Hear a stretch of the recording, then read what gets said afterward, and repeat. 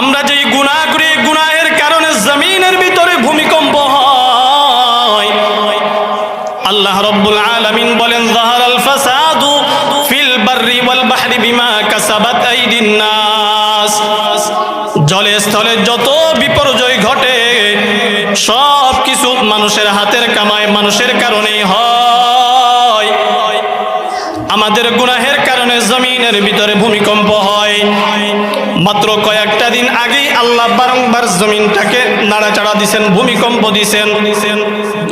ওয়ালানুযীকান্নাহুম মিনাল আযাবিল আদনা দুনাল আযাবিল আকবার লাআল্লাহুম ইয়ারজিউন। আল্লাহ বলেন, বড় আযাবের পূর্বে আল্লাহ ছোট ছোট আযাব দেন। ছোট ছোট আযাব দিয়া বান্দাকে পরীক্ষা করেন, বান্দাকে দেখেন, ও বান্দারা তোমাদের গুনাহের কারণে জমিন ভারী হয়ে গেছে, জমিন সহ্য করতে পারতেছে না, তোমরা তাওবা করো, অতি দ্রুত তাওবা করতে থাকো।